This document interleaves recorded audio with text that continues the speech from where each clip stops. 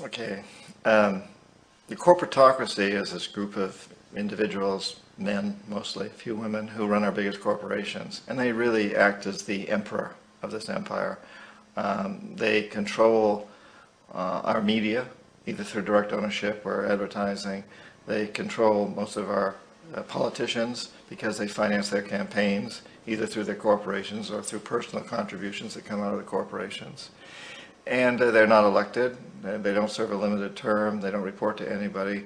They really very, very much are running things. And they work under the premise that they should maximize profits regardless of the environmental and social costs. Would you mention that governments and corporations and how the private enterprise is essentially, right. And actually coupled with that, could you mention how the government essentially is invisible when it comes to the actions of the corporatocracy? Right. They put the front group of the unregulated private corporations. Okay. At the very top of the corporatocracy, you really can't tell whether a person's working for a private corporation or the government because they're always moving back and forth. So, you know, you've got a guy who one moment is the president of a big construction company like Halliburton, and the next moment he's vice president of the United States, or the president who is in the oil business. And this is true whether you've got Democrats or Republicans in the office. You have the moving back and forth through the revolving door. So you really can't distinguish. And in a way, our government is invisible a lot of the time, and its policies are carried out by our corporations on one level or another. And then again, the policies of the government are basically forged by the corporatocracy and then presented to the government. They become government policy. So it's an incredibly cozy relationship and a very dangerous relationship. I think that's part of what, as we move forward and we move out of this empire and we look for solutions, how do we create a better world for our children and grandchildren? One of the most important things is to break that bond there and to make people responsible more to just creating a decent world, creating an environmentally sustainable, socially just and peaceful world. It's interesting because the big corporations depend so much on the banking system, the whole financial system, the whole Wall Street system, and the banks. On the other hand, the banks depend on the corporations to make their money. So with the money that they have, they're going to invest it someplace, so they're going to invest it primarily in corporations. And so there's this symbiotic relationship between them that exists. You couldn't have the huge corporate structures that we have without the banking structure that we have, and you couldn't have the banking structure that we have without the corporate structure that we have. And once again, it's that corporatocracy. And you've got the people moving back and forth between these things, working with each other. So the big corporations almost always have financial people on their boards, and the big financial institutions almost always have corporate people on their boards. And there's this interweaving and intermeshing at the very, very top. And then all of them, at one point or another, probably work for the government or with the government. And the government people come into the banking system or the corporate system when they retire from government. And then maybe they go back again at some point in time. So it's a very insidious and I'd have to say a corrupt system, a system that just feeds into the hands of what we call the corporatocracy, and to a large degree works against everybody else in the world.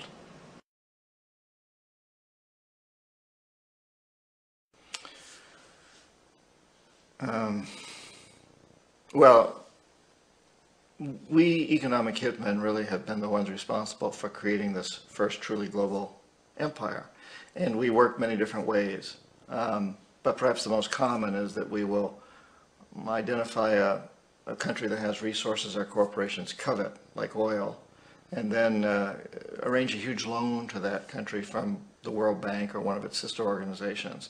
But the money never actually goes to the country. Instead, it goes to our big corporations to build infrastructure projects in that country, power plants, industrial parks, ports, things that benefit a few rich people in that country, in addition to our corporations, but really don't help the majority of the people at all, who are too poor to use much electricity, or the ports, or don't have the skills to get jobs in industrial parks. However, those people, the whole country is left holding a huge debt. It's such a big debt they can't repay it, and that's part of the plan, that they can't repay it. And so at some point, we economic hitmen go back to them and say, listen, you lost a lot of money, can't pay your debt, so sell your oil real cheap to our oil companies. Allow us to build a military base in your country, or send troops in support of ours to someplace in the world like Iraq, or vote with us on the next UN vote. And in that way, we've really created an empire, but we've done it very, very subtly. It's clandestine. So all the empires of the past were built on the military, and everybody knew they were building them. So the British knew they were building them, the French, the Germans, the Romans, the Greeks, and they were proud of it. And they always had some excuse, like spreading civilization, spreading some religion, something like that. But they knew they were doing it. We don't. The majority of the people in the United States have no idea that we're living off the benefits of a clandestine empire. That today there's as much slavery in the world, more slavery in the world than ever before. That our shirts, our shoes, everything we own is made under the guise of this empire, and that there's a tremendous amount of people around the planet suffering as a result of this. We are less than 5% of the world's population living in the United States. We're consuming more than 25% of this world's resources. That's a tragedy. We got that one. So Arbenz, what happened with Arbenz?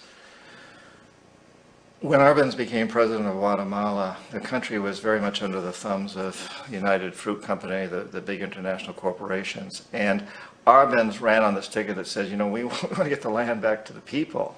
And once he took power, he was implementing policies that would do exactly that, give land rights back to the people. United Fruit didn't like that very much. And so they hired a public relations firm, launched a huge campaign in the United States to convince the United States people, the citizens of the United States, and the press of the United States, and the Congress of the United States, that Arbenz was a Soviet puppet, and that if we allowed him to stay in power, the Soviets would have a foothold in this hemisphere. And that at that point in time was a huge fear on everybody's mind. We all, the Red Terror, the Communist terror. And so, to make a long story short, out of this public relations campaign came a commitment on the part of the CIA and the military to take this man out.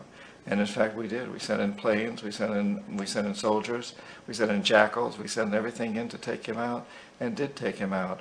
And as soon as he was removed from office, the new guy that took over after him basically reinstated everything to the big international corporations, including United Fruit. So, move on to Roldos. What happened? Ecuador, for many, many years, had been ruled by pro-U.S. dictators, often relatively brutal. They often claimed to be democratic, but they weren't. They were dictators. And then it was decided that they were going to have a truly democratic election. Jaime Roldos ran for office. He was a young, dynamic lawyer, and his main goal, he said, as president, would be to help Ecuador use its resources, particularly its oil, to pull its poor people up by their own bootstraps, to make sure that Ecuador's resources were used to help the people. And he won, overwhelming, by more votes than anybody had ever won anything in Ecuador. And again, first democratically elected president after many years of essentially dictators. And he began to implement these policies to, in fact, do that, to make sure that the oil companies were taxed, or if not, to be nationalized, to make sure that the profits from oil went to help the people.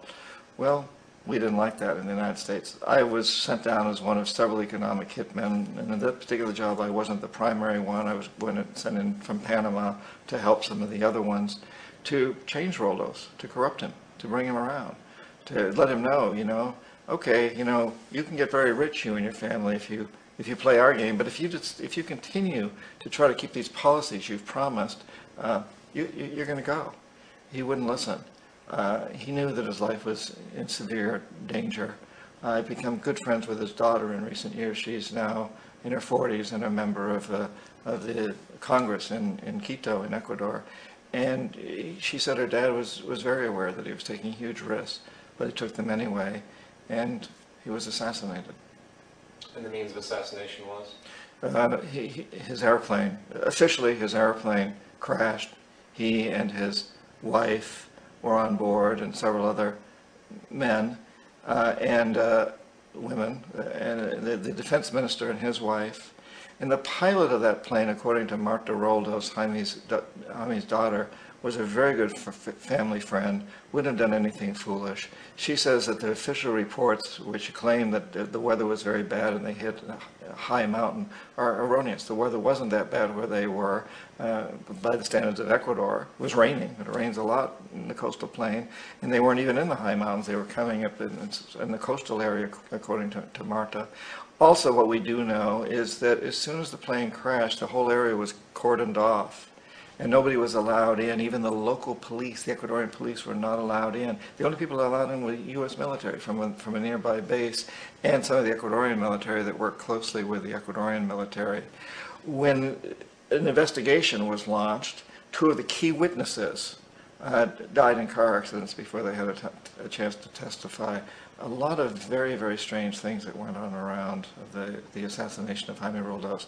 I, like most people who've really looked at this case, have absolutely no doubt that it was an assassination. And of course, in my position as an economic hitman, I was always expecting something to happen to Jaime, whether it be a coup or assassination, I wasn't sure, but that he would be taken down because he was not being corrupted. He would not allow himself to be corrupted the way we wanted to corrupt him. Right. So, airplane crashes are a great way to assassinate people because the evidence is destroyed, and it's virtually impossible to prove foul play. So let's move on to Allende, is that the pronunciation? Mm-hmm. Yeah. Well, Allende again, president of Chile, and Allende went up against a very powerful U.S. corporation, ITT, International Telephone and Telegraph Company, and a guy named Harold Janine, who was a very powerful figure at the time. And Janine decided that Allende had to go, brought in the CIA. The CIA went in and took him out. Now, Allende was relatively easier to justify than some of the others because he was an avowed socialist, if you want to call it that, but he was doing really good things for his people. However, ITT was totally opposed to him and the policies that he was implementing there. It's an interesting case, too, because if we look today at ITT, we don't find much. There still exists, but it's a very small company, the shadow of what it used to be. And yet at one time it had been one of the most powerful companies in the world, a company that was able to bring down the presidency of Allende in Chile. And I think that again sends a tremendously strong message to us that these corporations are vulnerable and that we do have clout, we the people, because ITT is gone. Many other big corporations that move around during most of my lifetime are gone now too. You look at the airline industry. Look at Pan American, which was a very, very powerful company at one time, owned Intercontinental Hotels and many other businesses. Gone today. There's so much of that out there, of companies that have disappeared, and the people who run these companies are very, very aware of that. That gives us a lot of leverage. We, the people, can exercise power of these companies and force them to do a better job.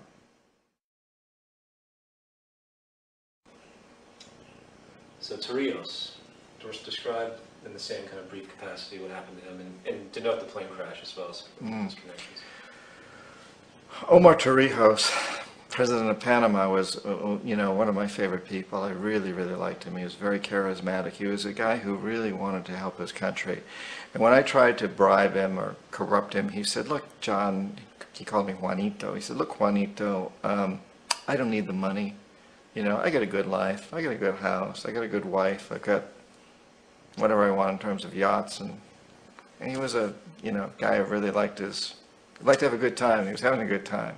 And he said, "But what I really need is for my country to be treated fairly. I need for the United States to repay the debts that you owe my people for all the destruction you've done here.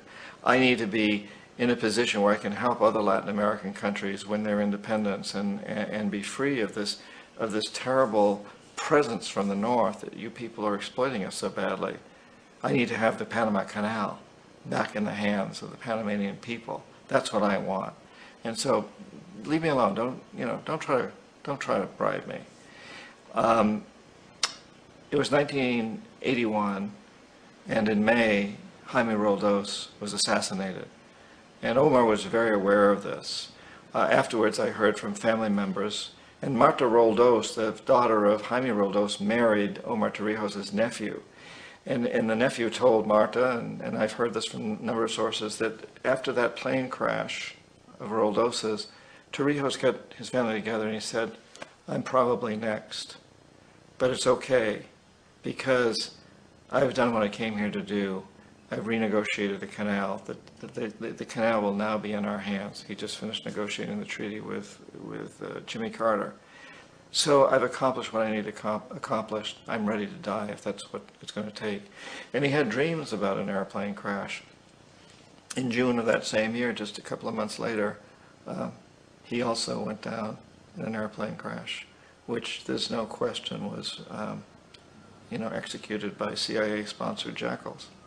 You said it was a pass-off of a radio, I think? Yeah, there's a tremendous amount of evidence that one of the security guards, one of Torrijos' security guards, handed him at the last moment as he was getting on the plane a tape recorder, a small tape recorder that contained a bomb.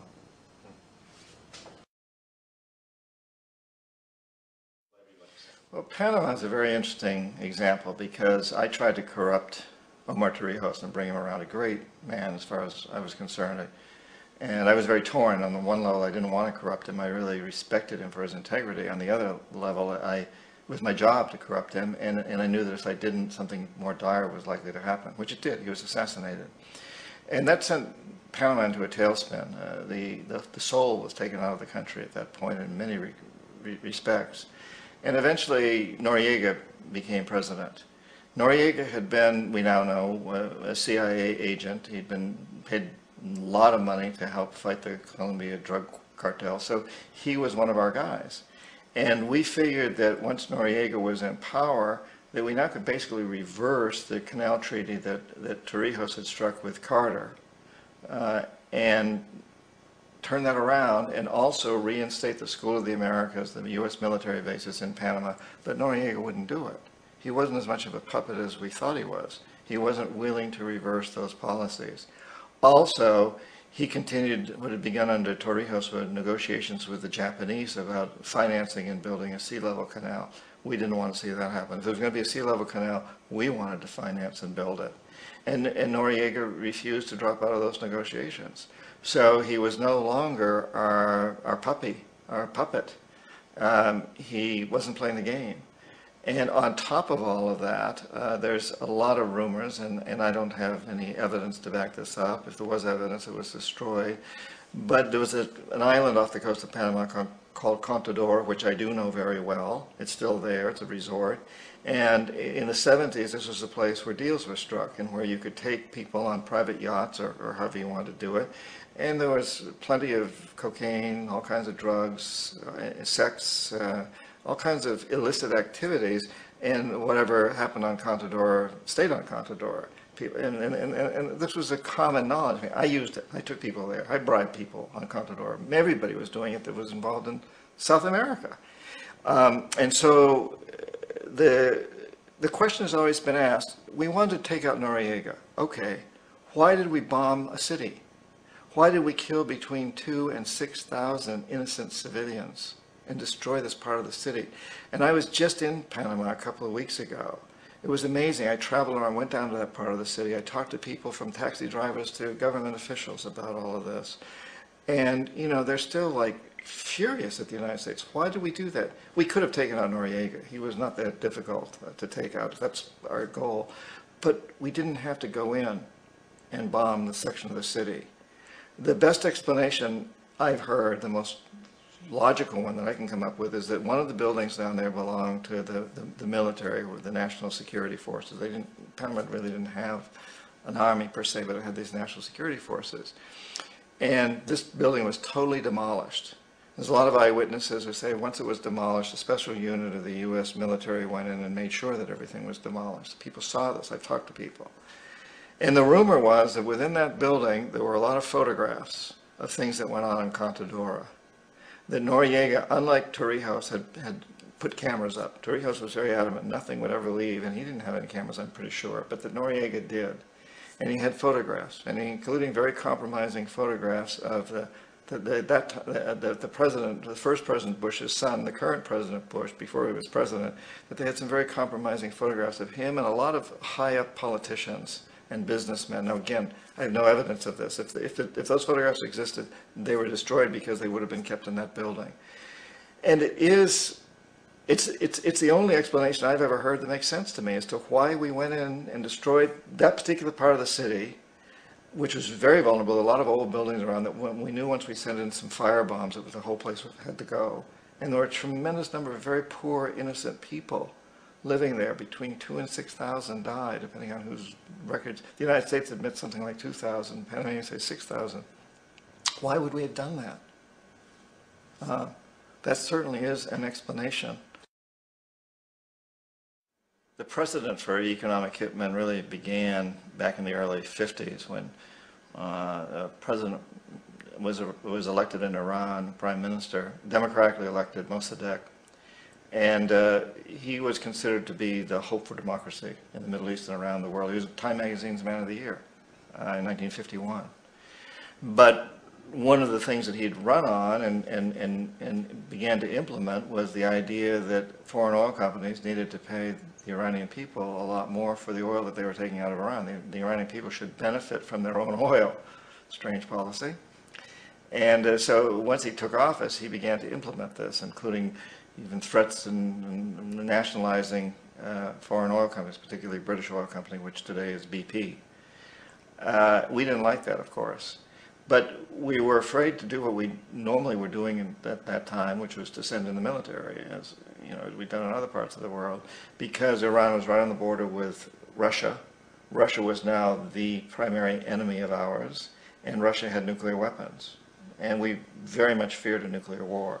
So we determined early on that we shouldn't take the normal position and send in the military into Iran. Instead, we sent in one CIA agent, Kermit Roosevelt, Teddy Roosevelt's relative. And Kermit went in with a few $1 million and was very, very effective and efficient. And in a short amount of time, spending a few $1 million, he managed to get Mossadegh overthrown and brought in the Shah of Iran to replace him.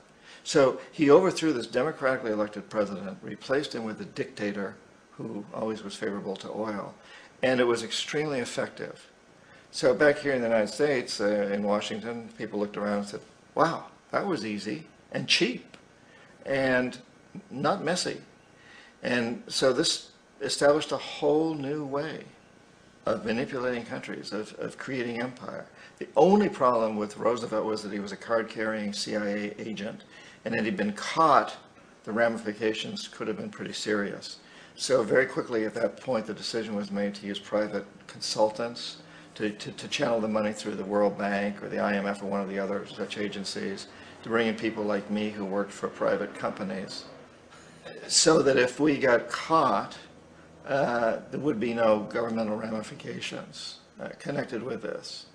And it is interesting to me how this system has continued pretty much the same way for years and years and years, except the economic hitmen have got better and better and better, so we've more and more subtle. But then we come up with, very recently, what happened in Venezuela. In 1998, Hugo Chavez gets elected president, following a long line of presidents who had been very corrupt and basically destroyed the economy of the country, put the largest middle class in Latin America had suddenly become impoverished because they put the country into such debt and people into debt. And Chavez was elected amidst all that. Now, Chavez was not a radical opposed to the United States at that point in time. But after 9/11, Chavez went on the record of saying, I hope that the people of the United States will see what's going on here and understand that there's a lot of anger and resentment in the world. And that was resented in Washington, that he would say that. And so the campaign was launched to make him look like a villain. And then in 2002, a coup was staged, which there's no question in my mind, and most other people's minds, that the CIA was behind that coup. But Chavez was very smart, and he had people hidden in the palace and so on, and plus he had the people in the streets, took to the streets, and the huge numbers of poor people in Venezuela took to the streets and demanded his return. And so he came back into power. And yeah, the way that coup was fomented was very reflective of what Kermit Roosevelt had done in Iran, of paying people to go out into the streets, to riot, to protest, to say this Chavez is very unpopular. And if you can get a few thousand people to do that, television and can make it look like it's the whole country. and things start to mushroom. So it was very reminiscent of that, except in the case of Chavez, he was smart enough, and the people were so strongly behind him and so expecting this to happen that they overcame it, which was a phenomenal moment in the history of Latin America.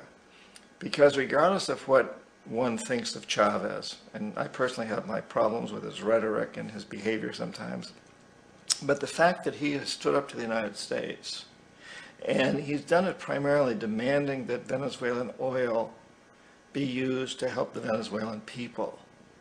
That has always been his philosophy, and his success at actually making that happen has its ups and downs, but that's always been the philosophy.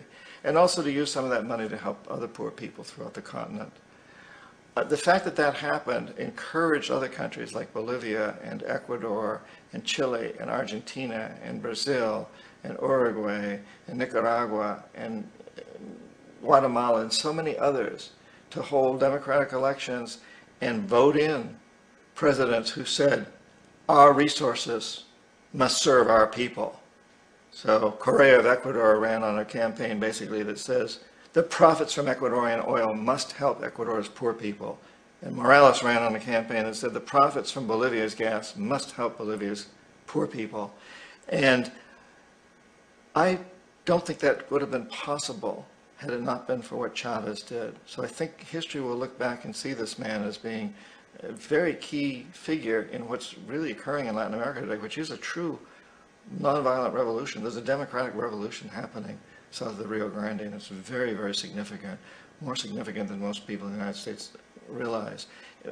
More than 80% of the population of South America in the last democratic elections has voted in the president that said, no more exploitation by the corporatocracy. Our resources must help our people. And it's been nonviolent. It's been democratic. It's an amazing process that's going on. Iraq actually is a perfect example of the way the whole system works. So we economic hitmen are the first line of defense. We go in and we try to corrupt governments and get them to accept these huge loans, which we then use as leverage to basically own them.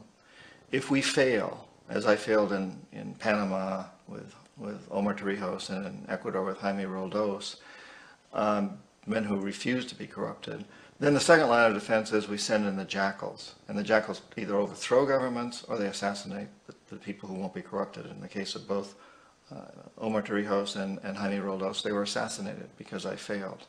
And once that happens and a new government comes in, and boy, it's going to toe the line because the new president knows what will happen if he doesn't.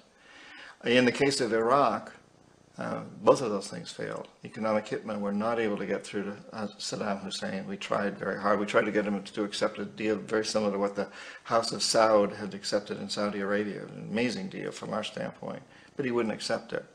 And so the jackals went in to take him out. They couldn't do it. His security was very good. After all, he had one time worked for the CIA. He'd been hired to assassinate a former president of Iraq and failed, but he knew the system, and he had these look-alike doubles. It's very hard to assassinate a president unless there's people on the inside helping you. And if the people on the inside don't even know whether they're guarding the real guy or a double, it makes it very difficult for them and very, very risky for them. So we couldn't take him out. So in '91, the first President Bush sent in the troops, and we figured at that point, which is the last step. If the economic hitmen fail, the jackals fail, then we send in the military. And of course, all these people always know that the military is standing off in the wings to go in if everything else fails. So in '91, we send in the troops, and we take out the Iraqi military. So we assume at that point that Saddam Hussein is going to come around. We could have taken him out, of course, at that time. But we didn't want to. He's the kind of strong man we like. He controls his people. We thought he could control the Kurds and keep the Iranians in their border and keep pumping oil for us. And that once we took out his military, now he's going to come around. So the economic hitmen go back in the '90s without success. If they'd had success, he'd still be running the country. We'd be selling him all the fighter jets he wants and everything else he wants. But they couldn't. They didn't have success. The jackals couldn't take him out again. So we sent the military in once again, and this time we did the complete job and took him out, and in the process created for ourselves some very, very lucrative construction deals. We had to reconstruct a country that we essentially destroyed, which is a pretty good deal if you own construction companies, big ones. So those are really, Iraq shows the three stages. The economic hitmen failed there, the Jackals failed there, and as a final measure, the military goes in. Well, let's do the destabilization thing if we go first. Well, that's what I meant. Okay, I thought Africa was a good example. It is a good example. So is the Middle East, so South America. Well, yeah, chaos, mayhem, destabilization are the friends of exploitation. And so if you can have internal problems in a country, then it's ripe for exploitation. It's the old divide and conquer. So for example, in the Middle East, the fact that Sunnis and Shiites and Israelis all are at each other's throats works to the advantage of oil companies, because the divide and conquer, if they all came together and found the common enemy, which is the exploiting people, then the oil companies wouldn't have a chance.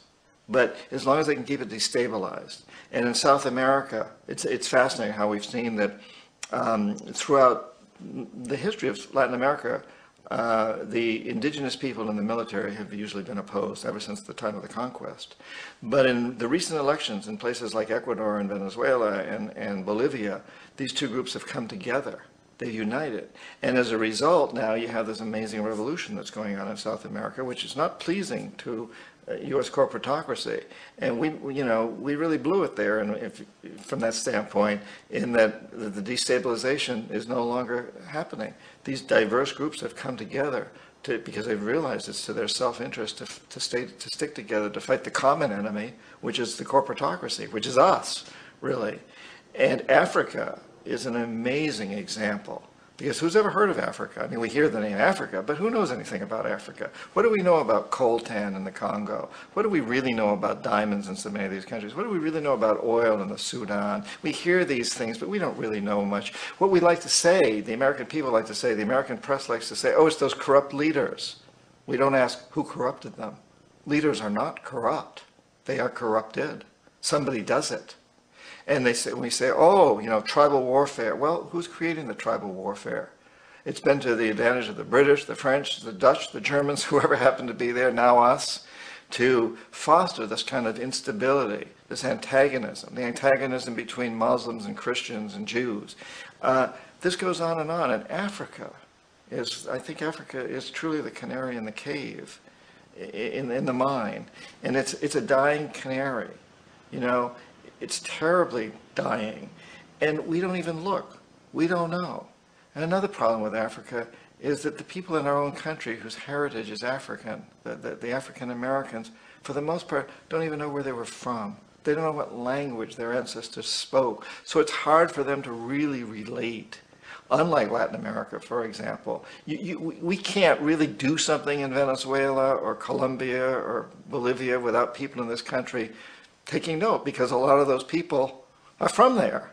We got a lot of people here in this country from Venezuela and Colombia and Bolivia and so on, and they're interested, and they know where they're from, and they can read the local papers, they can read Spanish. But in Africa, our African heritage people don't even know where they're from, and they don't read those papers. And so there's been this huge mask that's been thrown over Africa. I mean, it truly is a dark continent from the point of view of we don't let light in. The media doesn't understand what's going on. It doesn't want to. And the corporatocracy surely don't want us to understand. I mean, the corporations do everything they can to foment turmoil, mayhem, instability, chaos there, and to keep the information from reaching the American public, from even reaching the press, because that serves their interests best. Forget about Chads, forget about Stolen. Well, don't forget about them, but put them aside for a moment and just deal with the bigger issue, which is the American public really doesn't know what we're voting for. And we're seeing in the presidential campaigns, that there's an ignorance, or there's an avoidance of what's really going on. We don't really talk about the causes behind the immigration problem. We talk about the band-aids to cure it. Should we build a wall? Should we make stricter laws? Should we invite these people to become citizens. But the real issue is the fact that we've destroyed the economies in their countries through our free trade agreements that have benefited the big corporations hugely, but have made everybody else suffer. The workers in the United States, the workers in Guatemala and Mexico and throughout Central America and many parts of South America are suffering terribly. Not one of them wants to be here. I speak Spanish. I live in Florida. I go out and I talk to the Guatemalans who are taking care of everybody's lawns and doing a lot of the other menial work. They don't want to be here. They're not getting rich here. They're sending all their money home. They want to be back in Guatemala or Mexico or Honduras or El Salvador, wherever they're from. These are beautiful countries. They want to be there. There's no work there. And there's no work there because of the laws that we've passed, because of the IMF, because of the World Bank, because of what the corporatocracy is doing to exploit these countries. So if we really want to deal with the immigration problem, that's what we must do, is help these countries get back on their feet and open their doors to their own people to have jobs there. But our presidential candidates aren't addressing that. Although, you know, at least back in the 70s, and I'm writing about this now in the book I'm working on now, that I was called into Washington to the Army Navy Club, met with a lot of retired generals and admirals to talk about a job that was going on in the Indian Ocean. And I found that, and I found this to be the case, that at the top echelons of the military, they don't want to go to war. You know, they know that that's just going to create more problems. They know that if you want to create terrorism, you know, send in the army. The lower echelons are uneducated about that, don't understand, but the highest echelons, I think in general the military doesn't want to go to war. The politicians want to go to war. The corporations want to go to war, because every corporation stands to, many corporations stand to make a tremendous amount of money out of war. So you and I may think that Vietnam was a failure and that Iraq is a failure, but if you own a big industry that has any relationship whatsoever to the war machine, and that includes insurance companies and banks, and includes companies we don't usually think of as being part of the military-industrial complex. If you happen to be the CEO or a major owner of any of those corporations, you think that Vietnam was a huge success, and so is Iraq. How about if we use what just happened in Colombia, between Colombia and Ecuador, you know? Oh, yes, please. As an example. Sure, that's a great example. And I was in Nicaragua at the time, so I got an interesting perspective, which was very different from the U.S. press here. In fact, I was supposed to be meeting with Ortega, but he had to fly out the morning I was supposed to meet with him to go to Santo Domingo early for this meeting that was held with all the heads of states of Latin America. It basically condemned Uribe of Colombia. But if we look at the situation in Colombia, which is let me think of the word here.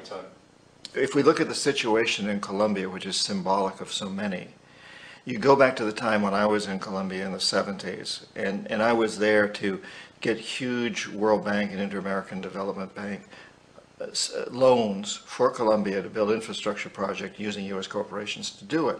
Particularly, we were building big hydroelectric dams, transmission lines, pipelines, those sorts of things. And the poor people of Colombia objected very, very strongly, the campesinos, the majority of the people. For example, we would dam up rivers to create hydroelectric projects and destroy vast amounts of farmlands, destroy towns. And then we would build transmission lines from these across llanos and jungles and through people's backyards and these big transmission towers. But the people who lived in those areas didn't get any electricity. They got absolutely no benefits. And they were outraged. And so they formed what we would call guerrilla groups, sort of like the Boston Minutemen. And it was fascinating that my company, Charles T. Main, we had offices in Barranquilla and in Bogota, Colombia. We were designing these huge projects. We were not allowed to send any U.S. citizens, engineers, to the project site, only Colombians, because it was too dangerous. The guerrillas, as we call them, would come down and attack the construction camps. And they would send the workers down the river in canoes. They didn't hurt them, but they scared them. And this went on and on. And meanwhile, now oil exploration starting in other parts of Colombia, and similar things are happening there. The campesinos are very strongly objecting to oil, and the guerrillas would come in. And originally they were supported financially by Russia and China to a certain degree, and to a certain degree by Cuba. And of course we then painted them as being communists. And most of them didn't care at all about philosophy. They just simply wanted to have their lands. These were desperate people. Their lands were being destroyed. Their families were starving. And they wanted to get us out of there. And they wanted not to have this happen anymore. But we accused them of being communists. Well, as communist funds began to dry up, as things happened in Russia and China and Cuba, that funds began to dry up, they turned to extortion, blackmail, kidnapping, and drugs as a way of financing themselves. And over time, that became much more a part of their business. It was one of their few ways of financing themselves. You know, we all think détente is such a great thing, the peace between the Soviet Union and the United States. But there's a dark side to that, too. There was a balance when the Soviet Union was there. If the United States put too much pressure on a country to bend to our will, the country would sort of slip off toward Russia, and then we would back off the position. Once the Soviet Union was gone, there was nobody for anybody to turn to, except terrorism, in essence. And so today we have a situation, for example, in Colombia, where you have these organizations like FARC that to a large degree are financed through drugs and extortion and other illegal activities, but their basis is in defense of the people to a very large degree. And recently, I was in Nicaragua at the time. Colombia, President Uribe, sent troops into Ecuador to take out the leader of FARC, who was that particular leader, who actually, according to my sources, was in Ecuador to negotiate a peace settlement and arrange for a hostage exchange. He and about 20 other people of his group were all killed by the Colombian president. And of course, Correa, the president of Ecuador, objected very, very strongly. And Hugo Chavez joined in with Correa, and there was a huge conflict about this, and all of the presidents of South America met in Santo Domingo, and they all condemned Uribe, but the United States defended him, including all three presidential candidates, Clinton, Obama, and McCain, all came to Colombia's defense, which was absurd. One of the things that was happening there is Colombia is the largest recipient in the hemisphere, one of the largest in the world, of U.S. military foreign aid to fight these FARC people. Uribe doesn't want peace with FARC because then his funds dry up. And really what that money is used for more than anything else is to defend our oil companies in Colombia and the construction of pipelines. So we use this excuse, whether it's called communism back in the old days, the Red Scare, or whether it's called Al-Qaeda or terrorism or whatever it is, we find these enemies, and in fact we create these enemies. And this gives us a foothold into the country so we can have our military in there and we can use them to defend our oil companies, which in the case of Colombia and Ecuador and throughout so much of Latin America are terribly, terribly exploitative and destroy environments, destroy people. The largest environmental lawsuit in the history of the world today is being brought on behalf of 30,000 Ecuadorian Amazonian people against Texaco, which is now owned by Chevron. So today it's against Chevron, but for activities conducted by Texaco throughout the years of dumping what's estimated to be more than 18 times more than what the Exxon Valdez dumped into the coast of Alaska. In the case of Ecuador, it wasn't an accident. The oil companies did it intentionally. They knew they were doing it to save money out there rather than arranging for proper disposal. That's unbelievable. It is. It's so blind because they're just killing themselves in the end. Well, they make a hell of a lot of money in the process. Right. And none of these executives expect to be, to hold their job for more than a few years anyway. So right. Make a killing while you're there. Whatever you want to go with that. I know it's kind of an obscure question. So in 1971, the United States was very much in debt as we are today, and foreign companies started, wait, let me step that over again. Okay. So in 1971, the United States was very deeply in debt as it is today, and we were on the gold standard. And so other countries began to call in the debt in gold. They didn't want dollars, they wanted gold. We couldn't pay it. And so Nixon and his buddies took us off the gold standard. And of course the argument at the time was made that there's no economic reason to be on a gold standard, but the truth of the matter is we couldn't pay. We were bankrupt. We couldn't pay in gold. So we simply went off the gold standard and said, here, we'll pay you in dollars, but we don't need to back it up with gold. But that then threatened to undermine the dollar as the world currency because it put it in huge question. So in 1973,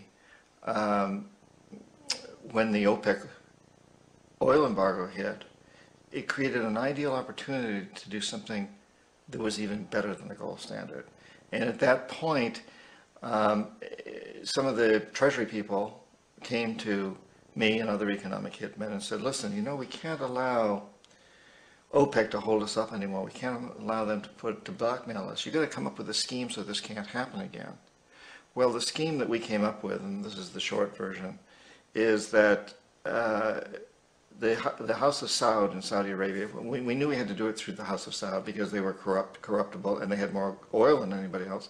The House of Saud agreed to return almost all the money that they made selling petroleum to the world to the United States and invested in U.S. government securities.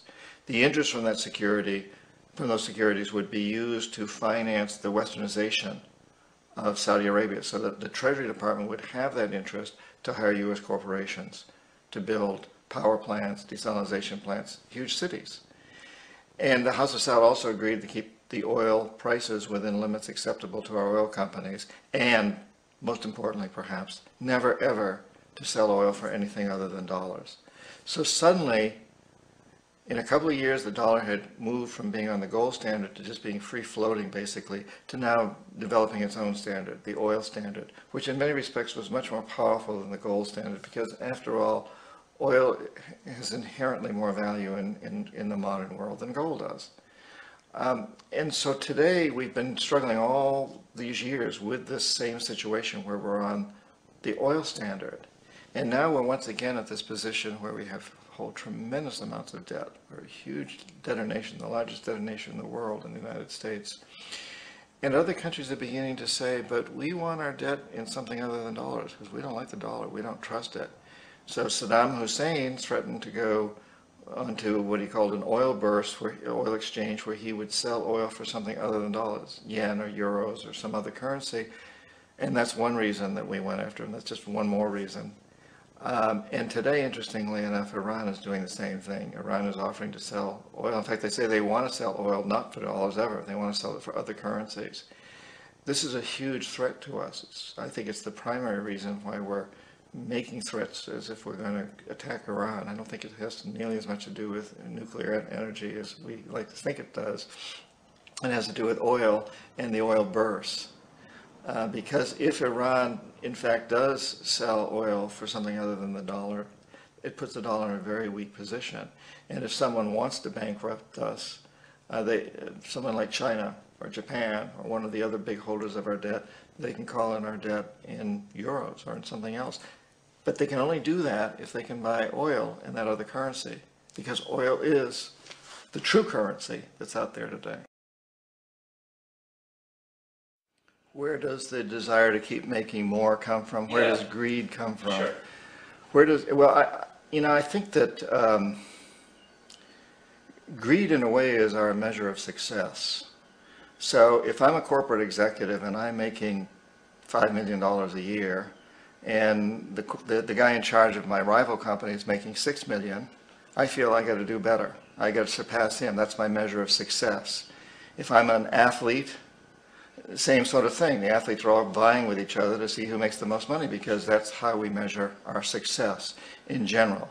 And of course, it's a false measure of success, because we all know really happiness is the success. What kind of a life do we lead?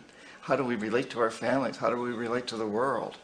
And if in the process of making this extra $1 million as a corporate executive or a movie star or an athlete or whatever, we're also creating a bigger gap between us and the people in Indonesia who are making the shoes that we wear as an athlete or as a corporate executive, or the clothes that we wear as a movie star, then in the long run we're making this a much less stable world, a much more dangerous world for ourselves and our progeny. And so we must turn this thing around and really look at what is it that we value. It really isn't money. And you know, working with CEOs and people in top management for many, many years, as I've had, including I still continue to. I give talks to big corporations and their executives. I just came back recently from giving one. I'm very struck by the fact that I've never met an evil CEO. They may exist, but I haven't met any.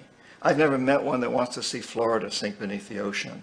I've never met one that wants to see the ozone layer destroyed or wants to see more poverty and misery in the world. What I need is men and women who have been taught in business schools, who have been taught within their corporate cultures that they must maximize profits regardless of the costs, the social and environmental costs. But they don't really want to do that. And they're really not buying into this idea that they got to make an extra $1 million to compete with the guy in the next post. That's really not what they're about, as far as I can see. They do it because that is their measure of success. It's the same reason that when it starts when we're in school, you know. I mean, the kid sitting next to us gets an A and we're getting a B, and there's pressure put on us to do better than them, or excel in a sport for whatever reason. With this constant thing of this is how we measure ourselves. We really need to turn that around. You know, it would be such a different world if the Fortune 500 were not the wealthiest 500 people or the wealthiest 500 companies, but instead were those that do the most to make a better world for our children. Just think if Randy Hayes, who founded Rainforest Action Network, was in the Fortune 500, not because of money he makes, but because of what he does. Just think, you know, what if people like that were Time Magazine's Man of the Year? This is the direction we must move in. And you and I can create that. It's in our hands to do that. And I also think we need to understand that almost every executive out there is looking for that too. Obviously, they love their grandchildren. They don't want to see the entire world destroyed. Well, it's our form of adulation. So, you know, how do we honor corporate executives? We honor them by making, but you know, they think they're being honored when they get more pay, when they get bigger bonuses, when their stock increases, because that's the system that we're buying into that says that's the measure of success. How much money do you have? How big is your house? How large is your yacht? How many private jets do you have? I mean, we the people make a big point of that. We watch television shows about this. We watch movies about it, and we say, oh, wouldn't it be nice if I had a big yacht like that and a huge mansion and 15 houses like that? Right. So, you know, we put these people in this position. It strikes me as amazing that we have reached a point in time where we even talk about the need to be sustainable. Because throughout history, everybody's always been sustainable. I spend a lot of time with indigenous people in places like the Amazon. They don't do anything that isn't sustainable. You just don't do it. If it isn't sustainable, it's not even possible or conceivable that you would do it. And so now here we are at a time where we've come through several hundred years of history doing non-sustainable things. And we're all sitting around now, big corporations that are getting together for conferences on sustainability. Should we become sustainable? Can we become sustainable? Well, the obvious answer is if we don't become sustainable, by definition, we're not here any longer at some point. So we really must take into account the totality. This isn't just a human experience on this planet. This is a total experience. And we know we can't survive without plants and animals. We know we can't survive without the earth. We know we can't survive without the four elements, you know. And so when are we going to really start taking that into account and saying, that's what it is to be successful? Success depends on how well we relate to everything around us, not just other human beings, but all the things around us.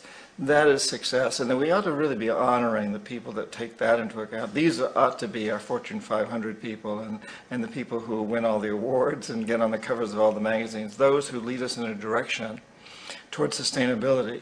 And in that same context, we can't take out the socially just aspect of it. You know, again, it goes together. We can't treat other human beings in unjust ways and expect to continue and expect to be sustainable. That doesn't last for very long.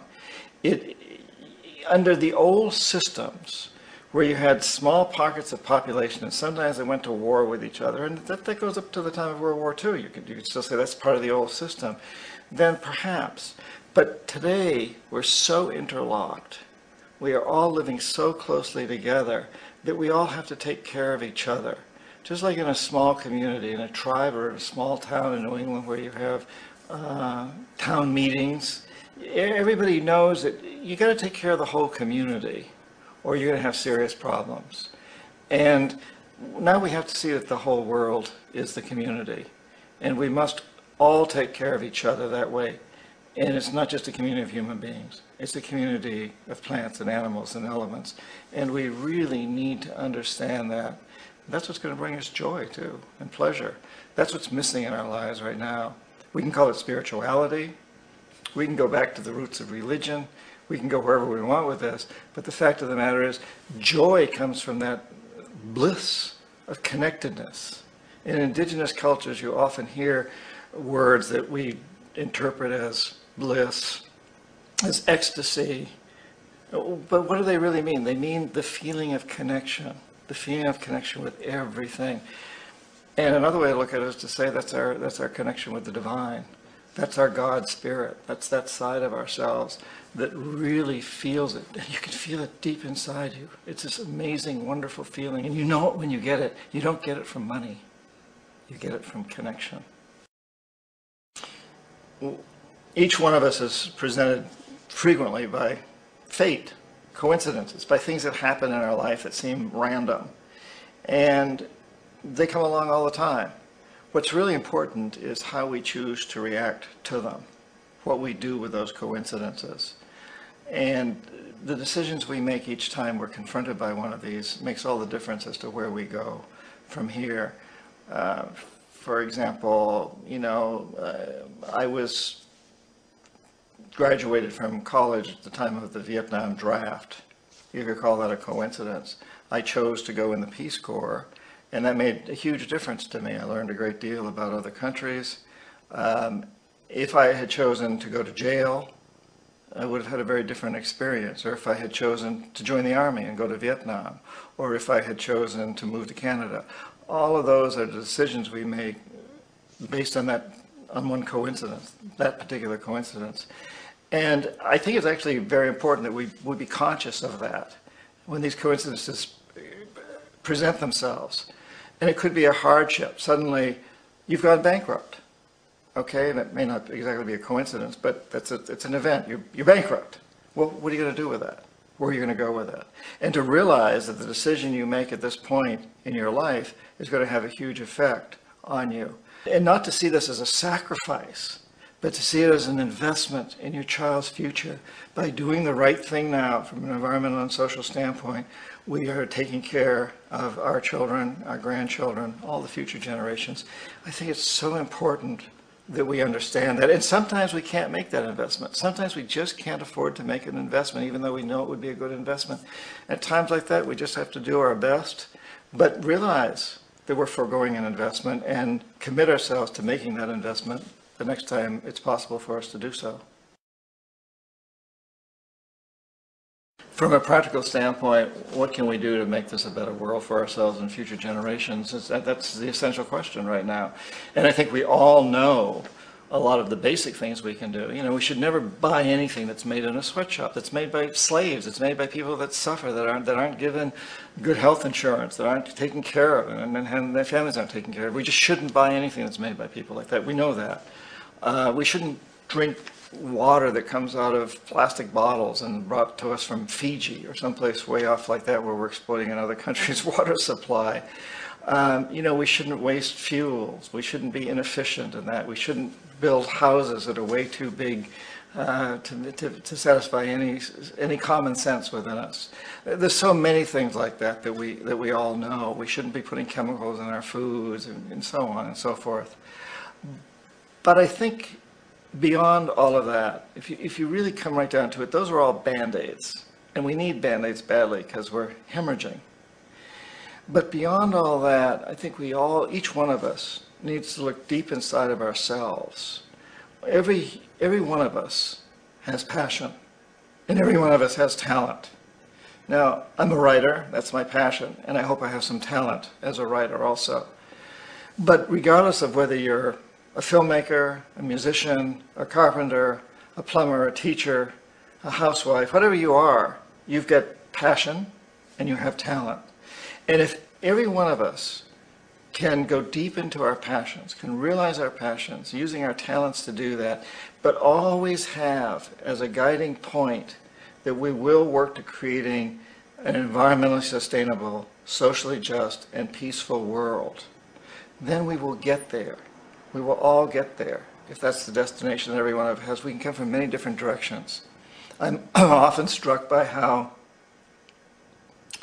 fortunate we are that during the time of the American Revolution, Tom Paine didn't try to lead armies. And George Washington didn't write pamphlets. Paine followed his passion. He was a writer, he had talent. And Washington followed his passions and talents as a leader of men. And Benjamin Franklin didn't do either thing. He was an old man. He went off to France and he convinced the French to become our allies. All of that was essential. And it was all aimed at one goal. But they all came from very different directions. And I think this is an important time to realize how we can do that. Students sometimes in business schools where I'm speaking come up to me and say, you know, well, should I go to work for the big corporation and try to change things from inside? Or do I need to be outside and demonstrate against the corporations? And I say, you know, that depends on you. We need people in both places. What's your passion? Where can you do it best? If you go to work for a big corporation, will you be corrupted by it, or will you really try to change it, learn from it and change it? And these are questions we need to ask ourselves. But if every one of us really looks inside, we're not going to be successful if we don't follow our passions and use our talents to do it. And we've all got a path that we can go along, and it can be lots and lots and lots of different paths. But let's all aim toward that one goal of creating an environmentally sustainable, socially just, and peaceful world. And when we do that, we'll get there.